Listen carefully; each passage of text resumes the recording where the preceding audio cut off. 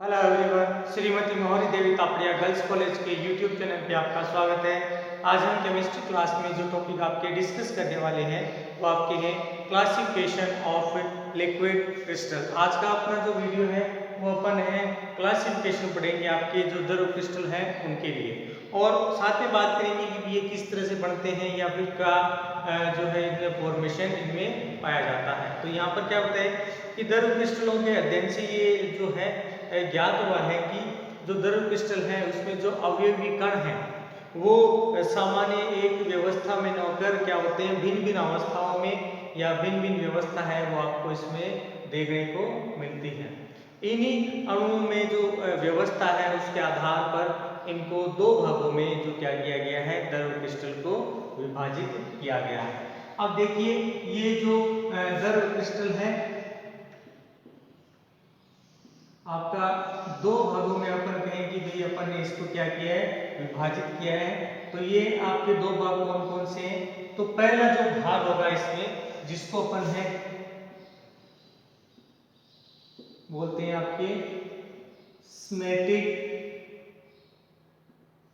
द्रव अवस्था कहते हैं कि इसमें जो प्रथम अवस्था देखने को मिलेगी वह कौन सी आपके स्मेटिक द्रव अवस्था। दूसरी बात करें तो इसमें जो मिलेगी दूसरी वो है न्यूमेटिक द्रव अवस्था। दूसरी कौन सी है आपके न्यूमेटिक द्रव अवस्था। तो यहाँ पर जो है अपन बात करें द्रव क्रिस्टल है उसमें अवयवी कणों की जो व्यवस्था है एक तो वो क्या देखने को मिलती है आपको भिन्न भिन्न देखने को मिलती है, और उनकी उपस्थिति के आधार पर अपन क्या कह सकते हैं कि सामान्यतः इनमें जो है ये दो प्रकार से पाए जा सकते हैं। यहाँ पर इनमें जो विभाजन है वो दो प्रकार से होगा, और पहला कौन सा होगा तो पहला कहेंगे स्मेटिक द्रव अवस्था।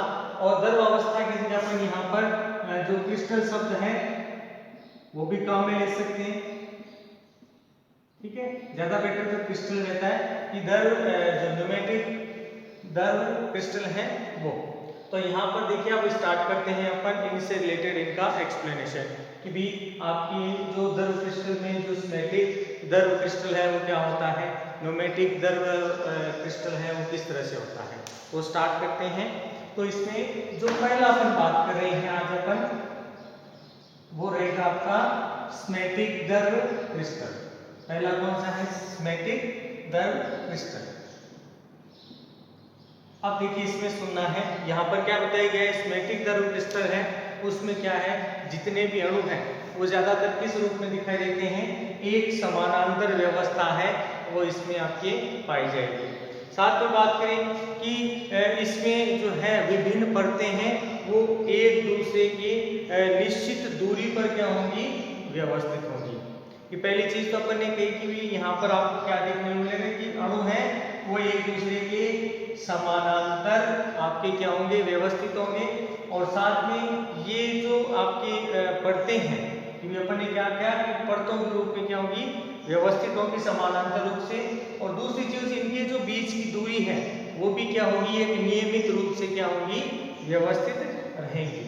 और तीसरी बात जो इसमें बताई गई है कि ये जो परतें हैं, ठीक है, ये परतें एक दूसरे पर क्या होती है लगातार सरकती रहती हैं कि भी इन पर क्या होगा कि ये एक दूसरे पर आगे पीछे इस तरह से क्या है व्यवस्था दिखाती है। तो इसमें क्या है ये चीज देखने को मिलती है। अब देखिए अपन यहाँ पर बात करें ये जो परतें हैं उनकी स्थिति किस तरह से हो सकती है। तो यहाँ पर जैसे ये अब मैं एक परत का डायग्राम बना रहा हूँ,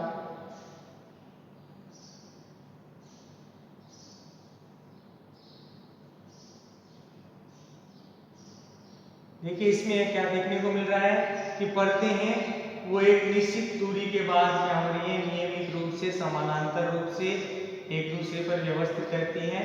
और साथ में आपको क्या देखने को मिलेगा कि यहाँ पर ये एक दूसरे पर परतें हैं वो एक दूसरे पर सरकती रहती हैं, और आपके इसमें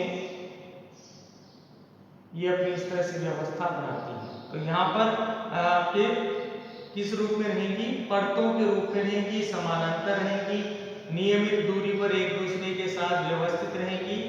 तो ये इसका जो है मुख्य रूप से से आपको क्या देखने को मिलता है, गुण देखने को मिलता है। तो यहाँ पर एक तो इसमें ये जो परत का विभाजन है वो इस तरह से आपके जो स्मेटिक दर अवस्था क्रिस्टल है या स्मेटिक दर क्रिस्टल है उसमें देखने को मिलता है। दूसरी चीज अब देखिए, एक तो ये अवस्था, अब जब इसका और विभाजन देखा गया तो यहाँ पर जो परतें हैं वो आपको जो है अलग अलग व्यवस्थित रूप में आपको क्या की जाएगी, यहाँ पर इससे रिलेटेड ये जो परतें हैं इस तरह से दिखाई देगी। क्या होता है, एक के ऊपर एक जो व्यवस्था है वो इसमें ये परतों के अंदर जो दर क्रिस्टल है वो क्या रहेगा, व्यवस्थित रहेगा, जिससे क्या है ये परतें एक दूसरे पर आपस में जो है सरकती रहती हैं या खिसकती रहती हैं इस तरह से। तो यहाँ पर जो है इसमें ये चीज देखने को मिलती है। तो क्या बताया, इस प्रकार अपन क्या कर सकते, दर क्रिस्टल है उसमें क्या बता सकते हैं कि जैसे क्रिस्टलों के अंदर परत पाई जाती है उसी तरह से इनके क्रिस्टलों में भी ये चीज दर्शाई जा सकती है कि अपने जो क्रिस्टल ठोस पढ़ते हैं उसमें जो परतें पाई जाती हैं उसी तरह की परतें आपकी किसमें पाई जाएंगी, स्मेटिक दर क्रिस्टल के अंदर देखने को मिलेगी। परंतु क्या बताया गया है कि यहाँ पर ये जो क्रिस्टल संरचना बनाई जाती है, इस क्रिस्टल संरचना में सिर्फ अंतर इतना ही होता है कि ये जो है क्या होती है आपकी विकृत रूप में क्या होती हैं, आपके परिवर्तित होती हैं। मतलब यहाँ पर ये क्या हो जाती है, लगातार आपके सरकने की वजह से क्या है, इनमें जो विकृत संरचना है वो उसमें क्या हो जाता है, परिवर्तित हो जाता है, जिससे क्या है आपको देखने को मिलेगी कि यहाँ पर अपन ने कहा था कि नियमित दूरी पर व्यवस्थित होती हैं। तो यहाँ पर ठोस के समान, देखिए मैंने यहाँ पर जो पहले चीज बताई कि भाई नियमित दूरी पर तो व्यवस्थित होती हैं, लेकिन यहाँ पर मैं ठोस के परिप्रेक्ष्य में बता रहा हूँ कि एक तो इनकी निश्चित संरचना नहीं पाई जाती, मतलब विकृत रूप होता है कि भी ये चेंज हो गया, प्लस यहाँ पर क्या देखने को मिलता कि ठोस के समान इसमें क्या नहीं देखने को मिलता,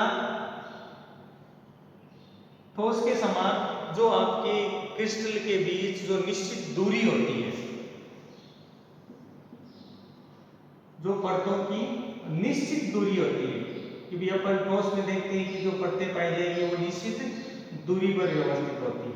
तो यहाँ पर ये क्या है, जो आपका स्मेटिक दर अवस्था है इसमें किस रूप में पाई जाएगी, भिन्न भिन्न अवस्थाओं में या भिन्न भिन्न परतों के रूप में ये देखने को मिलती है, और ये दूरी क्या है, भिन्न भिन्न आपको देखने को मिलेगी।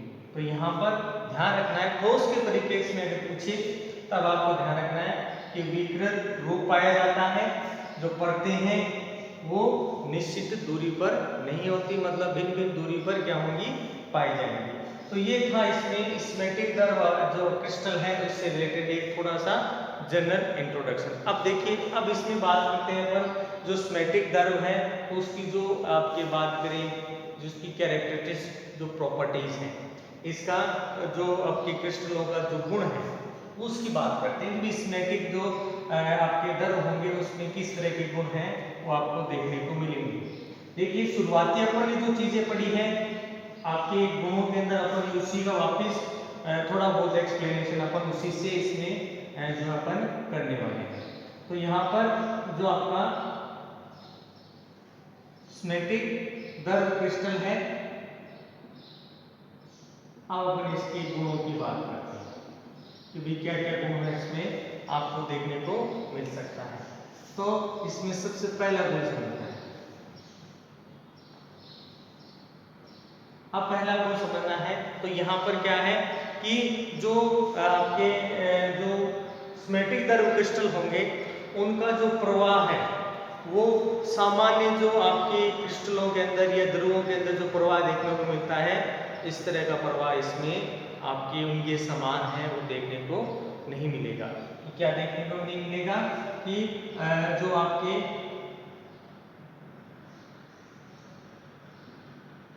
स्मेटिक दर क्रिस्टल का जो प्रवाह है ये क्या है, आपके सामान्य द्रव्य के समान नहीं मिलेगा।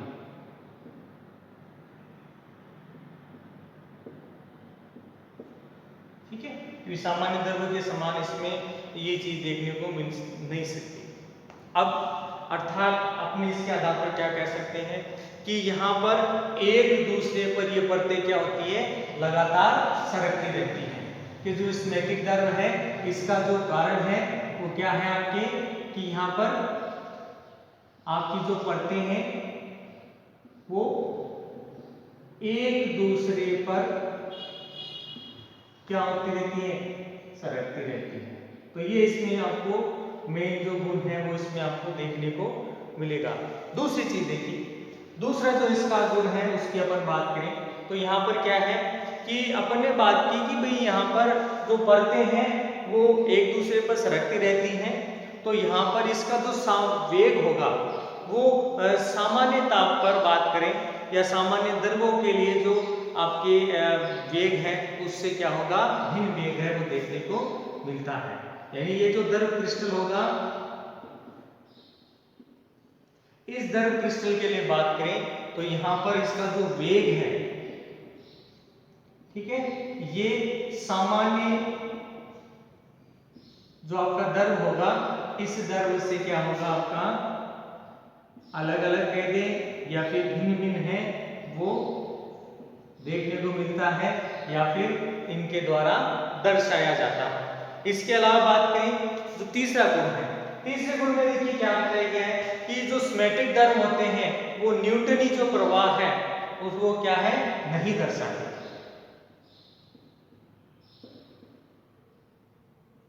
स्मैटिक जो द्रव क्रिस्टल है ये क्या है आपका, न्यूटनी प्रवाह